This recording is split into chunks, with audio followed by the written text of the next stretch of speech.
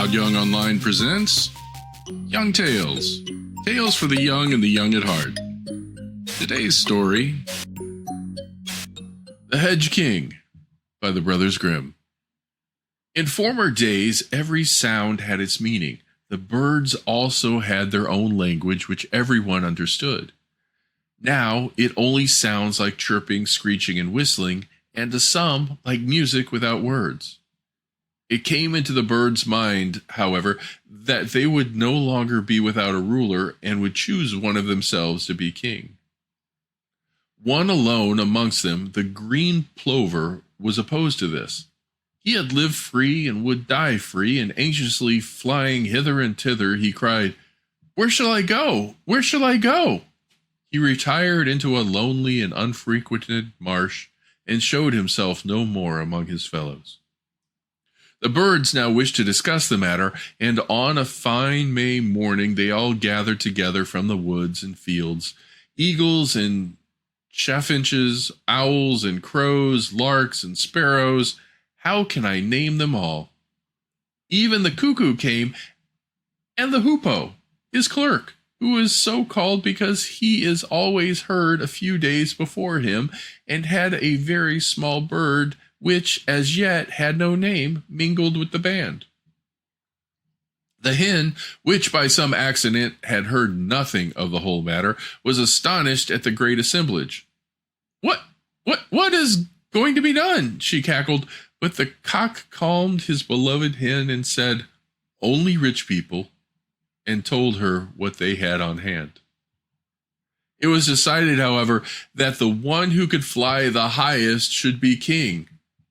A tree frog, which was sitting among the bushes when he heard that, cried a warning, "No, no, no, no," because he thought that many tears would be shed because of this.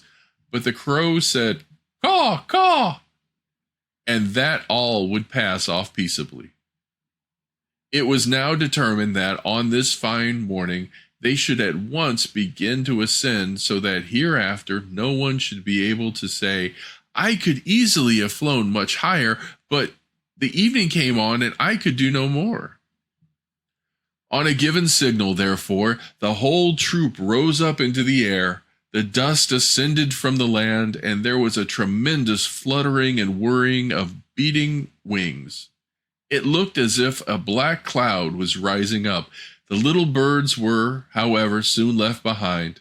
They could go no further and fell back to the ground.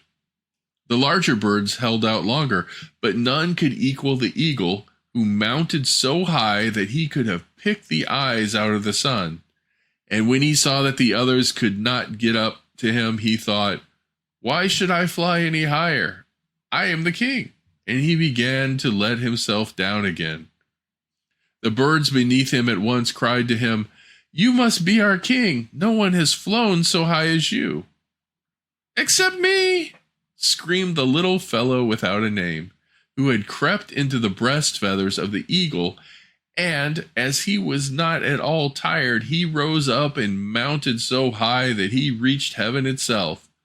When, however, he had gone as far as this, he folded his wings together and called down clear and penetrating, "I am king! I am king!" "You are king?" cried the birds angrily. "You have done this by trick and cunning." So they made another condition. He should be king who could go down lowest in the ground.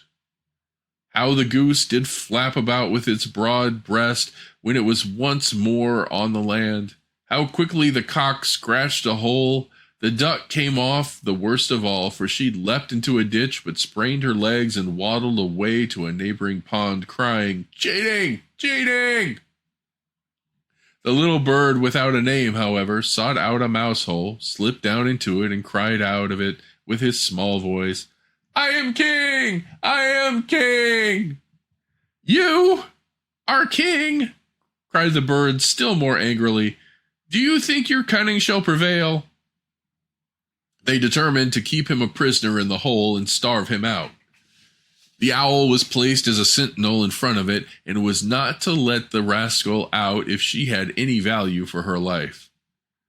When the evening was come, all the birds were feeling very tired after exerting their wings so much that they went to bed with their wives and children. The owl alone remained standing by the mouse hole, gazing steadfastly into it with her great eyes. In the meantime, she, too, had grown tired and thought to herself, "You might certainly shut one eye, you will still watch with the other, and the little miscreant shall not come out of his hole." So she shut one eye, and with the other looked straight at the mouse hole. The little fellow put his head out and peeped and wanted to slip away, but the owl came forward, and he drew his head back. Then the owl opened the one eye again and shut the other, intending to shut them in turn all through the night. But when she next shut the one eye, she forgot to open the other, and as soon as both her eyes were shut, she fell asleep. The little fellow soon saw that and slipped away. From that day forth, the owl has never dared to show herself by daylight, for if she does, the other birds chase her and pluck her feathers out. She only flies out by night, but hates and pursues mice because they make such ugly holes. The little bird, too, is very unwilling to let himself be seen, because he is afraid it will cost him his life if he is caught. He steals about in the hedges, and when he is quite safe, he sometimes cries, "I am king!" And for this reason, the other birds call him in mockery the Hedge King. No one, however, was so happy as the lark at not having to obey the little king. As soon as the sun appears, she ascends higher in the air and cries, "Ah, how beautiful that is! Beautiful that is! Beautiful, beautiful! Ah, how beautiful that is!" The end. Young Tales is produced and narrated by Todd Young from Todd Young Online. If you enjoyed this, please like and subscribe and join us next time for another story. Thank you for your support.